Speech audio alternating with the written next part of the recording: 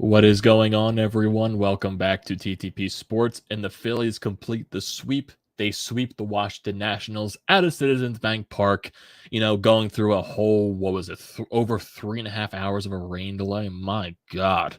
Game starts at 1. It ends around 8 o'clock or something like that because of the goddamn rain delay. Aaron Nola is only able to pitch 2 innings in this ball game because he can't, for how long the rain delay was. The starters were never going to go back in after that nonsense.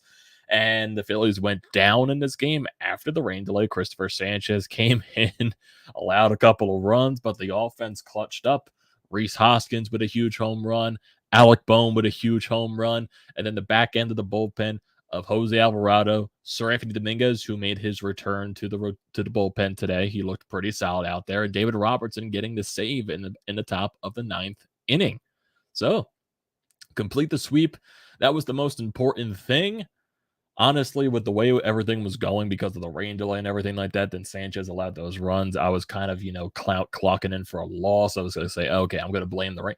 But here's the thing that I'm going to complain about. We still got the win. I'm not going to complain about what happened on the field. I'm going to complain about what the thought process was trying to get this game in at 1 o'clock when they should have looked at the radar that the rain was going to be pouring from 1 to when the rain delay ended. So 1, I don't know why this game even started at 1. Why not push the time back to when the rain wasn't going to happen? Or from the Philly standpoint, maybe don't start Aaron Nola to start the game because a rain delay is bound to happen. Put in a bullpen guy to start the game, and then Aaron Nola can come in and pitch the rest until he's done. Maybe that could have been an option there, but Aaron Nola pitches 2 innings in this ballgame, then your bullpen's got to do the rest. Thank God you got an off day tomorrow. I'm not sure why baseball didn't just postpone tonight's game and then reschedule it for tomorrow because still, we got the win. That's the most important thing. I'm just thinking about this all in my head as the game was going on. Both teams have an off day tomorrow. Why didn't you reschedule the game for tomorrow or something like that? Is it because of a travel day because the Phillies got to go to Miami or something like that? I have no idea. But it was just weird. It was just a weird, exhausting day with the Eagles and the stressful with that game, even though they won. And then you got this game starting at the same time as the Eagles, but then they go into a rain delay for so long, over 3.5 hours. My God, this game took forever because of the goddamn rain delay. But they got the job done. I agree with you, Mr. W. This day is exhausting. It's very exhausting. And we all get a much-needed day off tomorrow from the sporting world in Philadelphia. A much-needed day off. But still, your offense, specifically 2 guys came in clutch for you. It was, Rhys Hoskins with the home run that tied the ball game up. And then Alec Bohm gives the Phillies the lead later in the ball game. In the back end, your bullpen did the job. That was basically it. Bryce Harper did get you on the board first against Anibal Sanchez with a huge double to score an RBI in there. So he put you up 1-0 early.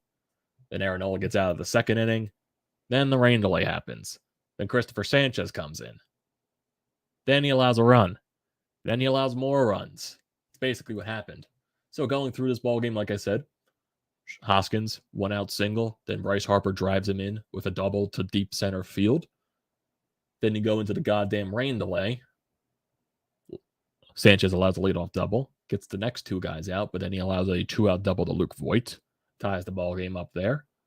Then you go to the top of the 4th inning, leadoff walk, bunt single, Cesar with an RBI single by Vargas, Meneses with a single. So basically 4-1 in that instance. Phillies didn't really get much going until later on in the ballgame. You go into the bottom of the 5th. Matt Vierling leads off with a double. And then Kyle Schwarber, for some reason, an infield single. I have no idea what Cesar Hernandez has been doing defensively in this series. He just lets balls go by him. He's not paying attention to where runners are on the base paths or anything like that. He's just lackadaisical out there. And Kyle Schwarber gets an infield single because of it. And then right after that, Rhys Hoskins goes deep the other way. Ties the ball game up at 4. That's nice to see. Bryce Harper walks. Another bullpen pitcher comes in for the Nationals. JT gets a single, but then Bohm grounds out, Stott grounds out, and Maton strikes out. So another chance to score runs there. You didn't come up clutch there. And then the Nationals, of course, Nick Nelson out there on the mound, leadoff walk, of course, then an infield single, which moves the guy over to third base. And then sac fly, becomes a 5-4 ball game. But then thankfully, the Phillies responded. Thankfully, Rhys Hoskins again in the bottom of the 6th inning. Leadoff single by Marsh. Veerling with a single, moves Marsh over the 3rd. Rhys Hoskins hits a deep sac fly to right field, ties the ball game up. Top of the 7th inning, Jose Alvarado goes 1-2-3. Bottom of the 7th inning, JT reaches on with an infield single. And yeah, during one of these innings, I think it was actually that bottom of the 5th when Stott had the chance to, with the runners in scoring position, gets absolutely robbed by CJ Abrams.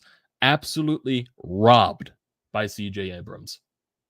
My God, this dude has been a pain this series defensively. Making these plays, just sprawling out, they're fantastic, by the way. This dude's going to be a nightmare defensively for a while with the plays that he makes. My goodness, he is amazing defensively. My goodness.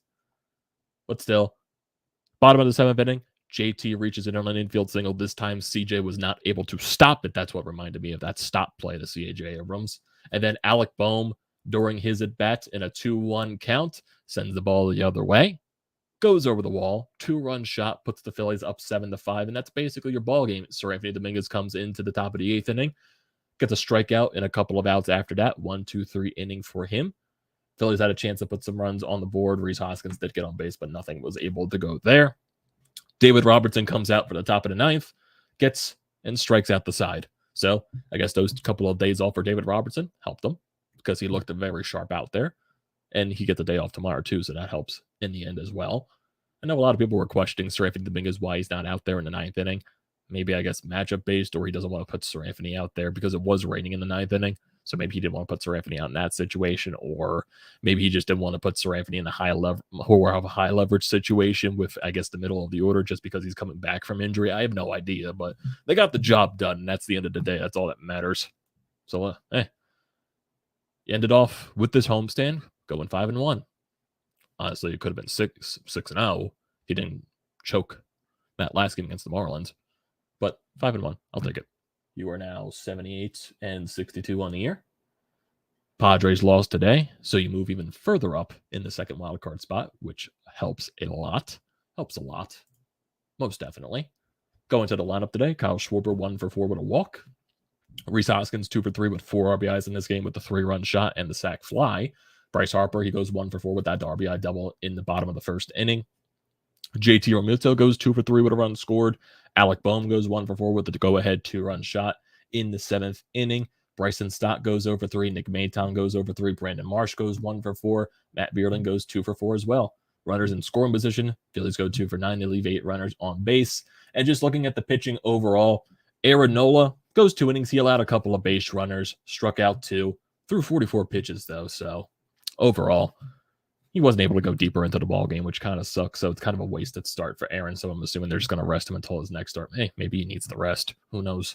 Chris Sanchez, haven't been liking his previous outings. This is like his most recent outing since the Arizona game. He did not look sharp. 3 innings, 7 hits allowed, 4 runs, 1 walk, 2 strikeouts on 56 pitches. He did eat some innings for you, which is most important, but he still allowed a couple of runs there. Nick Nelson pitches the 6th inning. 2 hits, 1 earned run allowed, 1 walk, 20 pitches. Jose Alvarado, solid in his inning in 16 pitches, strikes out 1. Seranthony Dominguez on 16 pitches, strikes out 1. And David Robertson on 16 pitches, strikes out the side in the top of the 9th inning. So overall, you got the sweep, and that was the most important thing. Most important thing there. I honestly thought Mother Nature was going to screw you over tonight with that long-ass rain delay. I wouldn't even blame you. But hey, you fought through it. You ended the rain delay ended, went down. The Rhys Hoskins and Alec Bohm came up clutch for you. That's good. And that is really good for you moving forward. So you get the sweep. Like I said, the Padres did lose today. Milwaukee, they won 7-6, but they had a big lead in that game, and they almost choked it. But still, you got the win, and that's basically the most important thing that matters. Either San Diego losing or Milwaukee losing, one of the two losing. That works for you as well. And if you look in the wild card standings at this point, the Phillies are now a game and a half above the San Diego Padres in that second wild card spot, but Milwaukee is kind of itching closer, 2 games behind San Diego for the last wild card spot. But hey, you won the games that are in front of you, and those 2 other teams, Padres and the Brewers, their schedule's only going to get tougher from here. I know ours does too, with playing Atlanta and Toronto as well. But Milwaukee, I think now after this Red Series, they have a stretch where they play the Cardinals, where they play the Yankees, where they play the Mets. So that's a tough stretch for them. The Padres, they still have, I think, another series against Los Angeles left. They have a series against Arizona again, San Francisco. So their schedule still gets a little tougher going down the stretch as well. So still benefits you in that aspect. Still benefits you. And speaking of the Cardinals, Albert Pujols, man, 697 home runs, hit two more home runs in the series against Pittsburgh. I think he's going to do it. He's going to get 700 this year. He's going to get 700 before he retires. He's got a couple, like at least 2-3 weeks left in the season. I think he has it in him. He's been going through this amazing stretch in the back stretch of the second half. I think he's going to do it. I think he's going to crush 690. I think he's going to crush 700 very, very, very soon. And once it gets to 699, that's going to be must-watch television every single game when he's in the lineup or pinch hitting. Because you know he wants it. And you know, he already says many times he is retiring next year. Imagine after this entire thing, if he does get 700 home runs, they do a random steroid check just to see. that would be pure MLB if that happened. That would be pure baseball if that happened. Random steroid check because Albert Pujols randomly went off and looked like his mid-20s self. But hey, I don't want to ruin a good moment. I just wanted to bring some comedy into that section. But like I said, you got to win. That is the most important thing. And now you move forward to the day off tomorrow, and you got a 3-game series. Well, basically a 6-game road trip now. 3 games in Miami, 3 games in Atlanta. Bailey Falter, Kyle Gibson, Noah Syndergaard will be pitching in Miami, going up against Alcantara again, Edward Cabrera, who you struggled against last time, and Pablo Lopez, who I believe you haven't seen this year, or maybe you've seen once this year, I think, at the beginning of the season. And then when you go to Atlanta, Ranger Suarez, Aaron Nola, and Bailey Falter going up against Max Fried, Jake Odorizzi, and Kyle Wright. Then you come back home for Toronto. Then you got the 4-game series at home in Atlanta for your final home series of the season. And then you go down to the rest of the year with a lot of games on the road. A lot of games, 10 games on the road. 3 in Chicago, 4 in Washington, and 3 in Houston to close out the year. Like I said, going down towards that stretch, you want to be at least in a good position going into that Houston series. You probably want to clinch a playoff spot before going to Houston, even though that series for Houston is probably not going to matter because they'll probably already be clinched the AL West by then. But I would like to be clinched in a playoff spot before then, in my honest opinion. But that's still looking way too far away. You still got plenty of series left to grab. There's some wins. You got 78 on the year now. You are, 14 games? No. You're 16 games above 500. So keep getting these wins below 500 teams. But your schedule is going to get tougher from here. The last series upcoming against Miami in Miami. So you got to just keep winning series right now. And then you're going to face Atlanta, Toronto, Atlanta again. So that's going to be a really tough stretch for you. Then you go on the road for another series against below 500 teams in Chicago and Washington. And you finish with Houston. So it's basically on that standpoint. Not really much to talk about today. The rain delay sucked, but you got to win. Both Philadelphia teams won today. So that's good. That's really good. Very exhausting, though, like what Mr. W said. Very exhausting. Julian says, good win. What a difference with Seranthony. Let's hope he stays healthy. Also, it's obvious when this team hits multiple home runs in a game, they are going to win. And when they don't, they lose. Yeah, this team does rely on the long ball. They definitely do. Top of the lineup, finally doing stuff. That's good to see. Yeah, Schwarber does look a lot better. Harper does look better hitting in the 3-hole in these past couple of games. Rhys has been looking better this series. Hopefully that could just build some consistency. JT has always been solid in the 4-hole, basically for the entire second half. So Sanchez should not be on the roster. Yeah, he has not looked good. He has not looked good. I know basically he's your spot starter guy. I wonder if that's basically going to be Zack Eflin now. And they send Sanchez down. I wonder what happens. Phillies are 21-2 against the Nationals in the last 2 years. Let it continue in that final 4-game series of the year. Let it continue there. Looks like Hoskins is heating up a tad. Gotta love the sweep, even though the Nationals are horrible. They came in hot, yeah. Nationals came in winning 7 out of their last 11 games, and you sweep them. It's funny, too. The Nationals won series against the Mets. So that's one thing the Mets have trouble beating are the Nationals for some reason. But we also have trouble beating the Mets, so not going to really judge anything there. Road trip, they need to go at least 3-3, and that'll be solid if they can find a way to do that.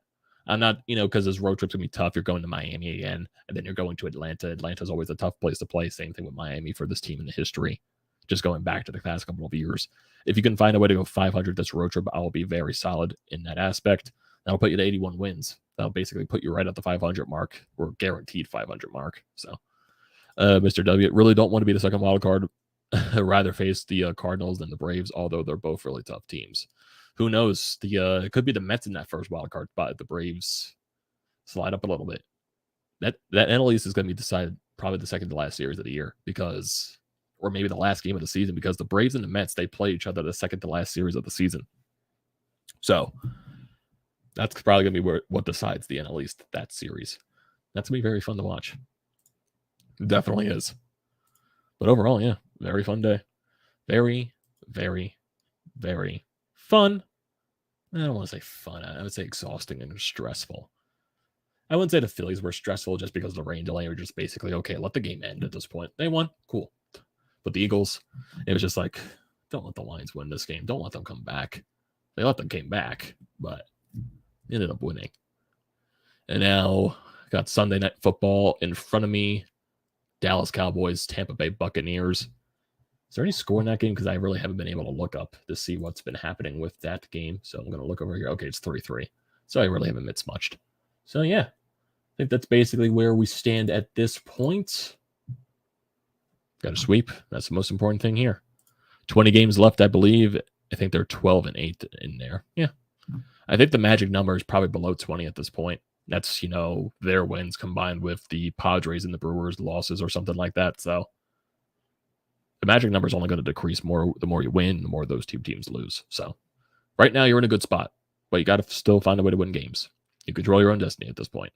It's going to be a very tough stretch, but the Brewers, the Padres, they have tough schedules coming up too. So win the games that are in front of you. That's what you got to do. It's what you got to do.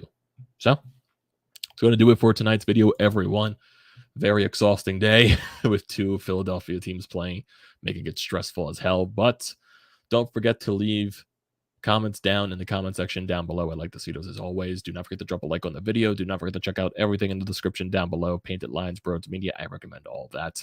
Same thing with hitting that subscribe button. Hit it. It goes a very long way. Also, use the code TTPSPORTS for $20 off your first purchase at SEATGEEK. Use it for anything you can think of, any upcoming Eagles home games, Phillies home games, whatever you can think of. It's a great deal. Do not pass that up. Thank you, everyone, for joining tonight's stream once again, and I will see you next time.